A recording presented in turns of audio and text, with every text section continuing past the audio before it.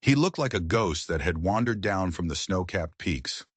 Wild hair, long and matted, hung well past his shoulders.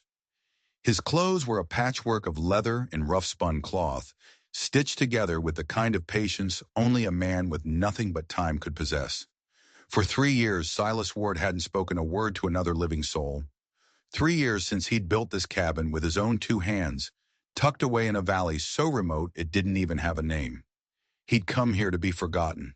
He'd come here to bury the man he used to be. But on this night, as a wicked storm clawed at the mountainside, the world he had fled from came pounding on his door. The knock wasn't timid.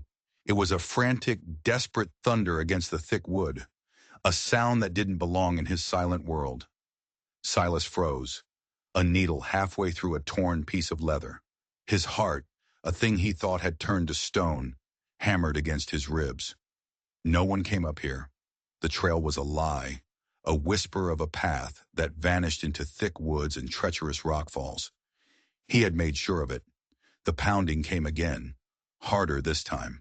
A chorus of fists, and with it, voices.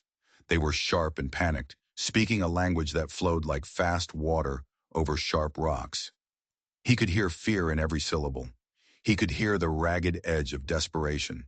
And underneath it all, he heard something that cracked through the walls he'd built around his heart. A child was crying. Slowly, Silas stood up. His rifle, a Winchester he kept clean and loaded out of habit, leaned against the stone fireplace. Every instinct screamed at him to ignore the sound, to wait until the storm and the strangers passed. His solitude was his armor. His silence was his sanctuary. But the woman's voice rose in a plea, a universal sound that needed no translation. It was the sound of a mother begging for the life of her child. It was a sound he had tried for 3 long years to forget. His hand trembled as he reached for the heavy wooden bar securing his door. This bar had kept the world out. It had kept his ghosts in. Lifting it would mean letting it all back in. The pain, the memories, the danger. But the crying of that child was a hook in his soul. He lifted the bar. He had no idea that this simple act was about to set his carefully constructed world on fire. He couldn't possibly know that the 6 strangers on his doorstep were not just running from danger. They were bringing it with them. The door swung open and the storm rushed in, carrying 6 of the most wretched people Silas had ever laid eyes on. Rain and tears streamed down their faces. Their clothes were torn to ribbons, clinging to their thin, shivering frames. A woman stood at the front, clutching a small bundled child to her chest. Behind her were 3 men and 2 other women, their eyes wide with a terrifying mix of hope and raw fear. They stared past him into the warm golden light of his cabin, like men staring into paradise. The woman with the child stumbled forward. She spoke in rapid-fire Chinese, her voice breaking, gesturing from the child to the others, then pressing her hands together in a gesture of prayer. Her meaning was as clear as a gunshot in the night. "Help us. Please. Help us. We're dying." Silas's eyes scanned the darkness behind them, searching the tree line. His survival instincts were screaming. These people were running from something, and whatever it was bad enough to drive them up a deadly mountain in a killer storm.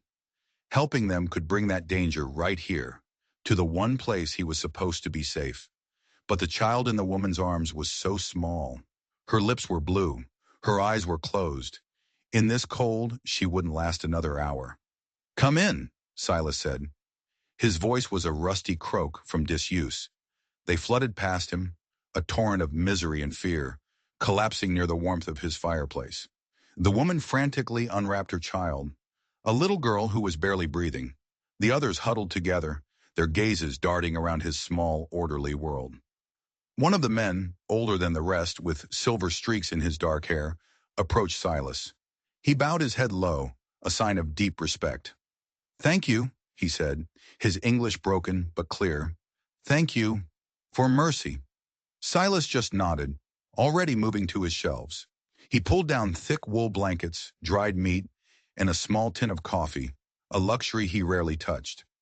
As he handed them out, the silence of his cabin was replaced by their grateful whispers. The little girl by the fire began to cry, a weak but living sound that hit Silas like a physical blow. It was the sound of a life he thought he'd left behind forever. As he worked, a single cold thought began to form in his mind. These people hadn't just stumbled upon his cabin by accident. The trail was too well hidden. The climb was too treacherous. Someone had sent them here. Someone who knew exactly where the ghost of the mountains lived. The old man's name was Jin Xiao. Over cups of hot black coffee, he told Silas their story. They were from a small settlement of Chinese immigrants, workers who had come to build the railroads. They had saved, bought a small piece of land, and built a life, until last night. Bad men come, Jin said, his hands trembling. Come with fire, with guns. Say land not ours. Say leave, or die. They had run into the night as their homes burned behind them. The woman, May, was Jin's daughter. Her husband had been lost in the chaos. The little girl, Ling, was his granddaughter. The others were their neighbors. They had fled with nothing. Silas listened, a knot of ice tightening in his gut. This wasn't just a land dispute. This was an extermination, and it confirmed his suspicion. Who told you to come here? Silas asked, his voice low and hard. Who told you how to find this place? Jin's eyes flickered away, a flash of guilt in their depths. He spoke quickly to the others in Chinese. The tone was tense, argumentative. Whatever the secret was, it was a heavy one. Old man in town, Jin finally said, his gaze returning to Silas. He say, mountain man can help. Say follow creek to big rocks, then up, to where trees grow thick. The directions were perfect, chillingly so. He say, you understand running away, Jin added quietly. Silas felt the blood drain from his face. Only one person in the world knew those directions. Only one person knew why he had fled to this mountain. Doc Patterson, the old doctor in Millfield, the man who had treated his family, the man who knew the whole ugly truth. What did this man look like? Silas demanded. But before Jin could answer, a new sound cut through the howl of the storm. It was the baying of hounds, and they were getting closer. The sound froze the blood in their veins. Those weren't the howls of wolves. They were tracking hounds, a sound that meant one thing, a hunting party, a posse. May snatched her daughter closer, her face a mask of pure terror. The other refugees erupted in panicked Chinese, their voices sharp with fear. Jin stood, his old face grim. They find us, he whispered, the words barely audible. The bad men, they follow us. Silas was already at the window, peering through a small gap in the wooden shutters. Down the mountain, maybe half a mile away, he could see them, a series of flickering lights dancing between the wet black trees. Torches, at least 6 riders, probably more, moving steadily up the trail his visitors had made. His mind was a whirlwind. He could turn these people out, send them back into the storm. It would be a death sentence, but it would keep him safe. It would preserve the anonymity he had bled for.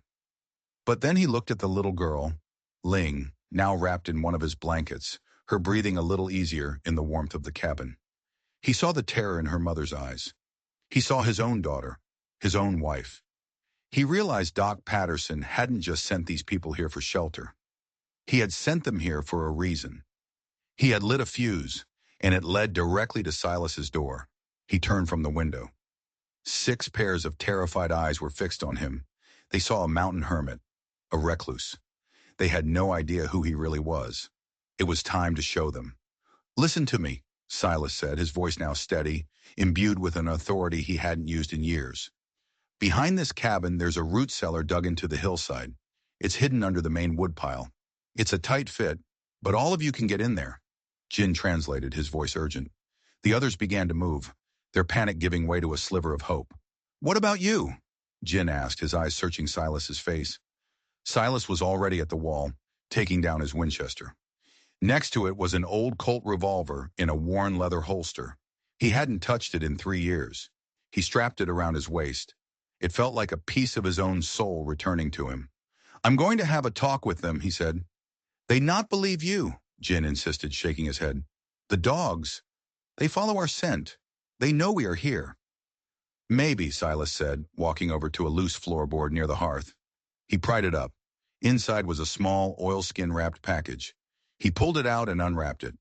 Inside was a tarnished, five-pointed star, a U.S. Deputy Marshal's badge. "I've got something they don't expect," he said, pinning the badge to his rough shirt. The weight of it was both a comfort and a curse. "I'm not just some hermit. My name is Silas Ward, and I used to be the law in this territory." The name landed like a thunderclap. Even in the isolated Chinese settlements, they had heard the stories. Silas Ward, the man who single-handedly hunted down the infamous Brennan gang. The lawman who had cleaned up 3 towns before vanishing without a trace. "Why you leave?" Jin asked, his voice filled with awe. Silas's jaw tightened. The old pain, the one he ran from, lanced through him. "Because I failed. The people I was sworn to protect, my wife, my daughter, they died. Because I wasn't there." He took a deep, shuddering breath. "I won't make that mistake again." Through the shutters, the torchlight was much closer now, maybe 200 yards away. They were almost here. "Go," Silas ordered. "Get in that cellar, and no matter what you hear, do not make a sound." Jin bowed deeply, his eyes shining with a profound, desperate gratitude. "If we live," he said, "we will never forget this." "If you live," Silas corrected, "you get to Fort Collins. Tell them Deputy Marshal Ward sent you. They'll help you." The refugees slipped out the back door and vanished into the stormy darkness. Silas watched them go, then turned to face the front door. He had spent 3 years running from this badge, 3 years hiding from the man he was. But as the barking of the hounds grew louder and the shouts of men echoed up the mountainside, Silas Ward knew his running was over. Some ghosts you couldn't outrun. Some ghosts you had to turn and fight. The first rider broke through the tree line, a dark silhouette against the flickering torchlight. 10 more followed, spreading out in a loose practice formation. These were not drunken vigilantes. These were hunters. Their leader, a tall man with a brutally scarred face and eyes as cold as a winter grave, reined in his horse just outside the circle of light cast by Silas's open doorway. His gaze swept over the small cabin, hungry and predatory. Silas stepped onto his porch. He held his rifle loosely, but it was aimed. He made sure the light from the cabin caught the glint of the badge on his chest. "That's far enough," Silas called out. The sound of his own voice, full of command, was almost a surprise. "State your business." The scarred man, clearly the leader, nudged his horse forward. His hand was resting casually on the butt of his pistol. "Name's Clayton Reeves," he said, his voice a low gravel. "We're tracking a pack of Chinese thieves. Dogs led us right here." Silas noticed something odd. Reeves wasn't looking at his face. He was staring at the cabin, his eyes narrowed, as if he was looking for something specific. "Your dogs are mistaken," Silas said flatly. "I've been alone up here for 3 years." Reeves's lips peeled back in a smile that held no warmth. "Maybe, but you won't mind if we have a look around. Just to be sure." "Actually, I would mind," Silas replied, shifting his weight. "This is private property." One of the other riders, a younger man with jittery eyes, leaned forward. "We got rights to pursue criminals, old man. They burned down half the settlement." Silas's eyes flickered. "Half the settlement?" Jin said it was all burned. It was a small lie, but small lies often hide bigger ones. "You boys have any paperwork? Warrants?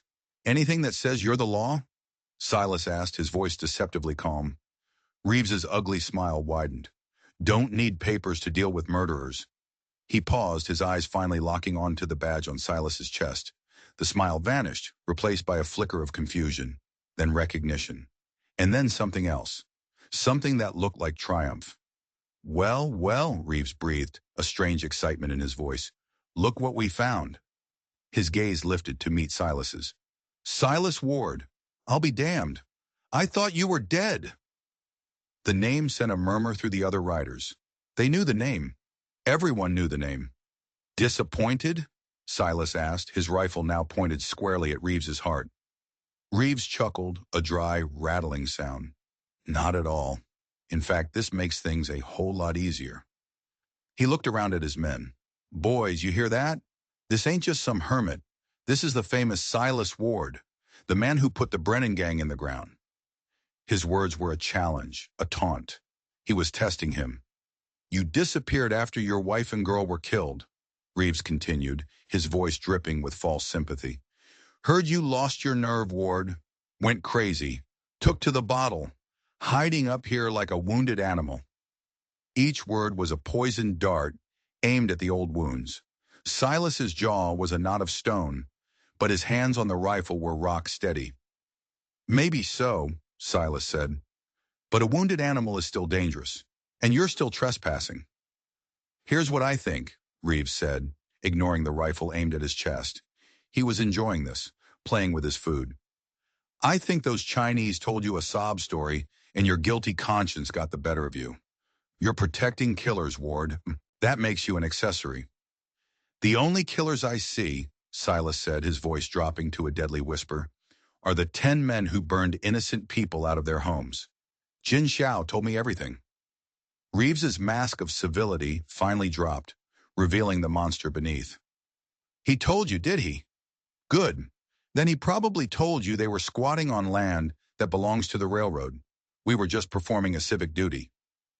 By burning them out in the middle of the night? Silas countered. By hunting down the survivors with dogs? By any means necessary, Reeves snarled. The admission hung in the stormy air, a confession signed in blood. Then I'd say this is real simple, Silas said quietly. You just confessed to arson, conspiracy, and attempted murder in front of a federal marshal. Reeves finally realized his mistake. His arrogance had betrayed him. His hand, which had been hovering over his pistol, suddenly flew towards the grip. But Silas was already moving. He had been waiting for this, expecting it. The Winchester roared, the sound echoing off the mountains like a clap of doom. Reeves screamed, a high, thin sound of shock and pain, and tumbled from his saddle, clutching a shattered shoulder. For a heartbeat, the world stood still. Then the clearing erupted into a hell of gunfire. Silas was already diving, rolling behind the thick timber support post of his porch as a hailstorm of bullets splintered the wood where he'd just been standing. The fight wasn't just for the refugees anymore. It was for his life. Muzzle flashes lit up the night like deadly fireflies. His mind, sharpened by years of solitude and honed by a past he could never escape, was working with ice-cold clarity. He wasn't Silas the Hermit anymore. He was Marshal Ward, and this was his hunting ground. 2 riders were trying to circle around to the back of the cabin, towards the cellar. He couldn't let them get there. He broke from cover, a blur of motion, sprinting for a large woodpile that offered a better angle. A bullet hissed past his ear, so close he felt its heat. He dropped behind the logs, raised the Winchester, and fired twice in quick succession. The shots were precise, calculated. Both riders cried out and fell from their saddles, wounded in the leg and shoulder. Not dead, but out of the fight. He's just one man, Reeves bellowed from behind a fallen log, his voice thick with pain and fury. Rush him! Kill him! 3 riders, spurred on by their leader's command, charged forward at a full gallop, their pistols blazing. Silas dropped the now empty rifle and drew his Colt. The familiar weight in his hand was like shaking hands with an old friend. He rose from behind the woodpile, a specter in the stormy night. The first rider was almost on top of him. Silas fired. The heavy .45 slug hit the man square in the chest, lifting him clean out of the saddle. The second rider swung his rifle like a club. Silas ducked under the blow, came up inside the man's guard, and fired point blank into the charging horse. The massive animal screamed and collapsed, its legs snapping with a sickening crack, trapping the rider underneath. The third rider, seeing the fate of his companions, tried to wheel his horse away. Silas steadied his arm, took a breath, and fired. The man grunted and spun out of his saddle, hitting the muddy ground hard. Silence descended upon the clearing again, broken only by the whimpering of wounded men and the terrified snorting of horses. 6 down, 3 to go, plus Reeves. They had taken cover, realizing their mistake. They couldn't beat him with a frontal assault. Give it up, Reeves! Silas shouted, reloading his Colt with practiced speed. Throw down your guns and ride out of here. I'll give you that one chance. Go to hell, Ward, Reeves shrieked back, his voice ragged. You think this is over? You think killing us will bring them back? Your wife? Your little girl? The words were meant to break him, to fill his head with ghosts and make his hands shake. 3 years ago they would have. But tonight was different. Tonight he wasn't just fighting for the dead. He was fighting for the living. For Jin. For May. For little Ling, whose life had just begun. Maybe not, Silas called back, his voice ringing with a newfound conviction. But it will stop you from hurting anyone else. A bullet splintered the log next to his head, a sharp reminder that the fight was far from over. Then 2 more shots came, from different directions. They were trying to pin him, to flank him. Standard tactics. But Silas Ward had never been a standard lawman. He heard the crunch of boots on wet leaves to his left. Someone was trying to creep around the woodpile. Silas smiled, a grim, wolfish expression. He slipped away from the woodpile, melting into the shadows of the forest he knew better than the back of his own hand. The hunter had just become the hunted. Silas moved through the rain-soaked woods like a phantom. This was his territory. Every rock, every tree was an old friend. His pursuers, on the other hand, were clumsy and loud, crashing through the undergrowth. The man trying to flank him never even heard him coming. One moment, he was creeping forward, rifle raised. The next, the cold, hard steel of Silas's Colt was pressed against the back of his neck. "Drop it," Silas whispered. The man's rifle clattered onto the forest floor. Silas grabbed him, hauling him back toward the clearing, using him as a human shield. "It's over, Reeves!" Silas shouted, his voice cutting through the storm. "I've got your man here. It's down to you and one other. Time to make a choice." There was a long pause. Silas could feel the gunman trembling in his grip. "You won't shoot an unarmed man, Ward," Reeves yelled back, but his voice was strained, laced with uncertainty. "You're a lawman." 3 years ago, you'd have been right, Silas replied, his voice as cold as the grave. "But I've learned something living up here alone. The laws for towns. Out here, there's just survival, and protecting innocent people from monsters like you." The threat was clear. He wasn't the same man Reeves had heard stories about. The mountains had changed him, hardened him. Another long silence stretched. Then from the darkness, Reeves's voice, bitter and defeated. "You win this time, Ward, but it ain't over. That land is worth a fortune. The railroad will send more men, better men. Those Chinese will never be safe." "That's not your problem anymore," Silas said. He heard the sound of 2 horses, retreating hastily back down the mountain trail, their hoofbeats swallowed by the storm. He waited until they were completely gone before shoving his captive hard in their direction. "Go on," he grunted. "Get out of here, and tell your friends what happens when they bring their war to my mountain." The man scrambled away into the darkness, stumbling like a terrified child. Silas stood alone in the clearing, surrounded by the wounded and the dead, the rain washing the blood from the muddy ground. The adrenaline began to fade, replaced by a deep, bone-weary exhaustion. He had won, but Reeves's words echoed in his mind. "They'll send more men." He knew it was true. This was just the beginning.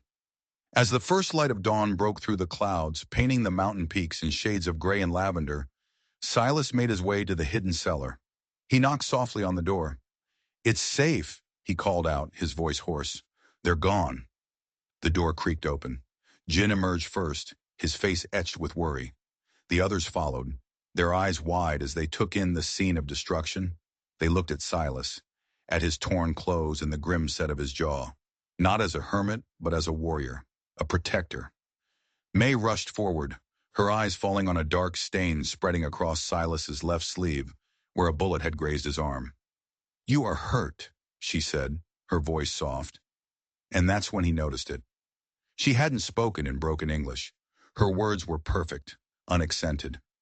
Silas stared at her, confusion cutting through his exhaustion. "You speak English?" May nodded, a flicker of shame in her eyes. "I was taught at a mission school in the city. My father, he is proud. He does not like me to speak it. He believes in the old ways." This changed things. A new, unsettling thought began to form in his mind. "What else haven't you told me?" he asked, his gaze sharp. May hesitated, then seemed to make a decision. She reached into the folds of her clothing and pulled out a small, oilskin-wrapped package. It was almost identical to the one that held his badge. "This is why they hunt us," she said, her voice trembling as she handed it to him. "It's not just the land." Silas unwrapped it. It wasn't a deed. It was a ledger, a small leather-bound book filled with names, dates, and figures, all written in neat English script. "What is this?" he asked. "My husband," May said, tears welling in her eyes. "He was a bookkeeper for the railroad foreman. He discovered they were cheating everyone. The company, the government, the Chinese workers. They were claiming they were buying land, but they were just stealing it. They were paying for 10 miles of track, but only laying 8. This book is the proof. It shows all their crimes. It shows all the money they stole." Silas's blood ran cold. This wasn't just a land grab.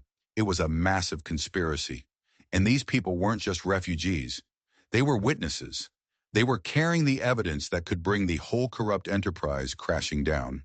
"The foreman's name is Reeves," May whispered. "Clayton Reeves." It all clicked into place. The raid wasn't just to drive them off the land. It was to get this book, to silence the only people who knew the truth. And then, the final, horrifying piece of the puzzle fell into place. "The old man in town who sent you here," Silas said, his voice dangerously low. "Jin said he told you I would understand running away." "What were his exact words?" May looked at the ground. "He said to find the hermit on the mountain. He said, 'Tell him the Brennan gang sends their regards.'" The breath left Silas's body in a ragged gasp. The Brennan gang. The outlaws who had murdered his family. He had killed them all in a blaze of vengeance. Or so he thought. Reeves wasn't just a railroad foreman. He was one of them. The one who got away. And Doc Patterson, the trusted friend, he had known Reeves was still alive. He knew the history. He hadn't sent these people to Silas for help. He had sent them as bait. It was a trap, 3 years in the making. A trap to lure the last member of the Brennan gang and the lawman who hunted them into one place. A trap to wipe the slate clean. Silas looked at the ledger in his hands, then at the terrified faces of the family he had just saved. His 3 years of hiding hadn't been an escape. It had been a postponement. The past had finally caught up to him. "We can't stay here," Silas said, his voice hard as iron. He looked out over the valley toward the distant town of Millfield, towards the man who had betrayed him. "They won't stop until they have this book, and until they see me dead." "Where will we go?" Jin asked, his voice filled with despair. Silas looked down at the badge still pinned to his shirt. For 3 years it had been a symbol of his failure. Now it was a symbol of his purpose. His 3 years of peace were over. The home he had built was a battlefield. His solitude was a memory. "We're not going to run," Silas said, a cold fire in his eyes. "We're going to finish this. I'm taking you to Fort Collins. I'll deliver this ledger to the federal authorities myself. But first," he looked towards the trail leading down the mountain. "First, I'm going to pay a visit to an old friend." The journey down the mountain was fraught with tension. Silas, moving with a predator's grace, led the small group through hidden trails and deep ravines, his senses on high alert. He knew Reeves would not give up so easily. He would be back, and he would bring more men. The ledger was a death warrant for him and his employers, and they would pay any price to get it back. May walked beside him, her daughter Ling held tight in her arms. Jin and the others followed, their initial fear replaced by a quiet, determined resolve. They had placed their lives in this strange, haunted man's hands. As they neared the edge of the forest that bordered the town of Millfield, Silas held up a hand, signaling them to stop. He crept forward, using the dense foliage as cover, and peered down at the town. It looked peaceful, almost sleepy in the late morning light. But Silas knew better. Evil often wore a friendly mask. He needed to get to Doc Patterson's office, but walking in through the front door was suicide. Reeves would have men watching the town, watching for him. He needed a way in that they wouldn't expect. He turned to Jin. "Do you know the layout of the town? Is there a back way to the doctor's office?" Jin nodded slowly. "There is an old creek bed. Runs behind the buildings on Main Street. We used it to bring herbs to the doctor sometimes. It is muddy, but hidden." It was perfect. All right, Silas said, his plan forming. Jin, you take the others and circle around the west side of town. There's an abandoned stable just past the blacksmith's. It's weathered, but the roof is sound. Hide there. Stay quiet and stay out of sight. I'll go see the doctor. I'll meet you there before sundown. May looked at him, her eyes filled with worry. It is a trap, Silas. You know it is. I know, he said, his gaze locked on the town. But some traps you have to walk into, just to see the look on the trapper's face when it springs. He handed her the ledger. You keep this. No matter what happens to me, you get this to Fort Collins. You understand? This is more important than my life. It's your future. She took the book, her hand brushing his. Be careful, Marshal. Silas gave a grim nod, then slipped away, moving toward the creek bed that would lead him into the heart of the enemy's territory. The ghost was leaving his mountain, and he was going hunting. The creek bed was a muddy, foul-smelling trench, but it provided perfect cover. Silas moved silently, his revolver in his hand, his senses screaming. He could feel eyes on him, even if he couldn't see them. The town was a spider's web, and he was walking right into it. He found the back of Doc Patterson's office easily. A small, grime-covered window was unlocked. He slid it open and slipped inside, finding himself in a small storage room that smelled of antiseptic and herbs. He moved through the quiet office, his boots making no sound on the wooden floor.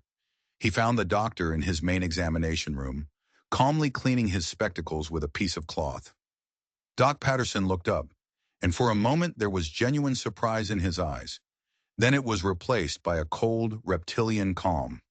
He wasn't afraid. He was expecting him.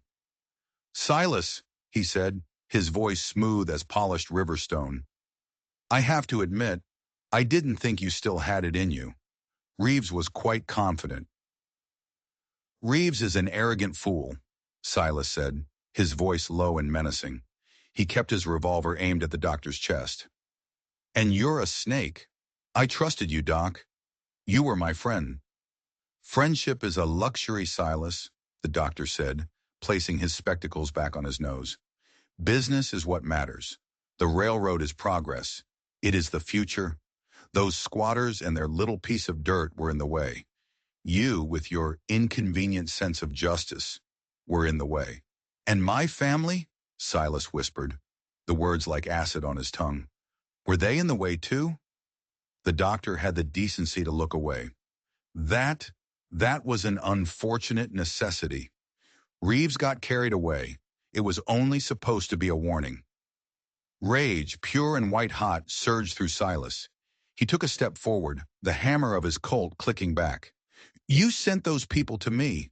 You sent that family to my cabin to die.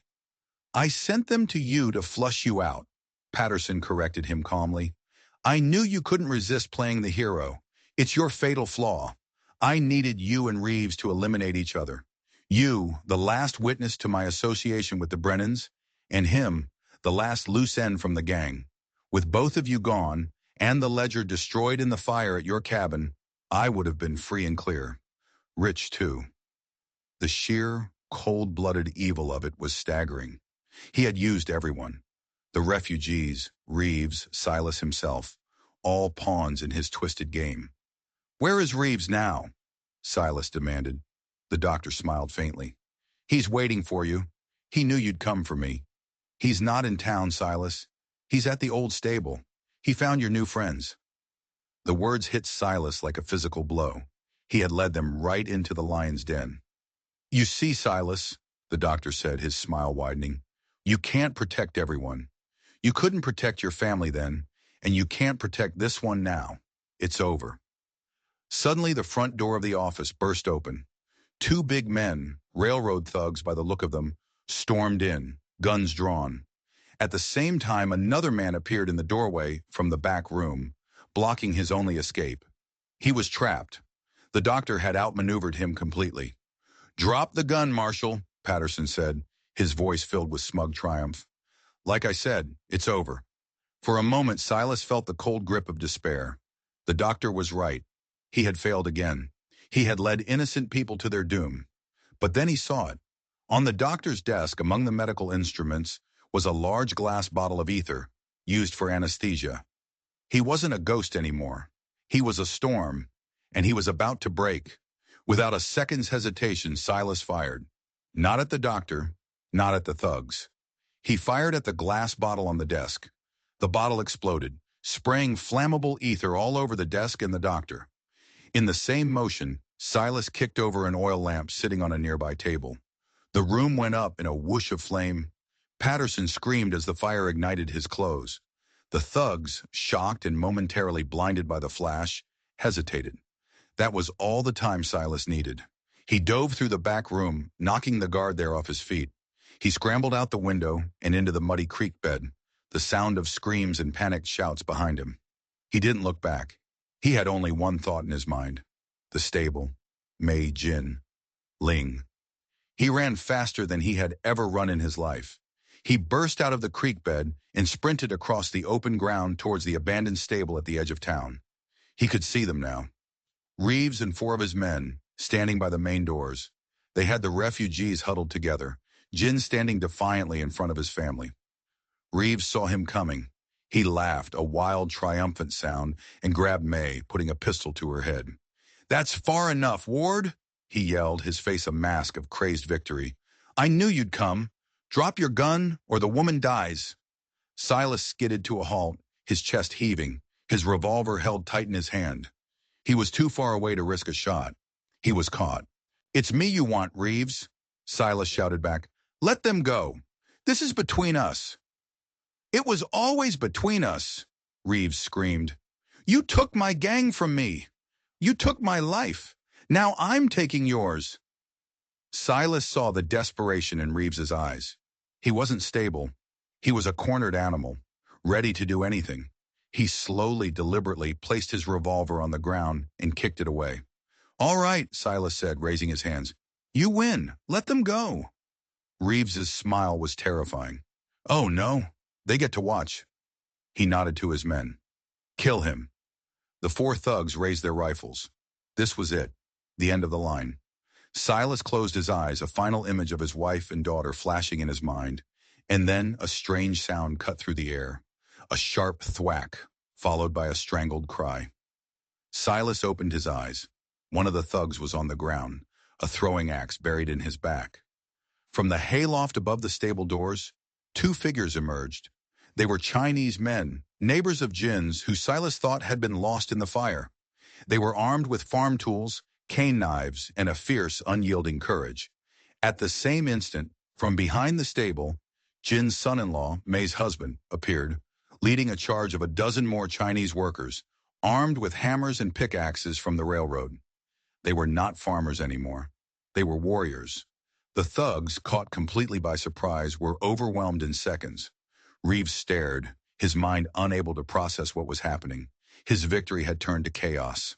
In that moment of shocked hesitation, May acted. She drove her elbow hard into Reeves's gut, breaking his grip, and scrambled away. Now it was just Silas and Reeves standing 20 yards apart.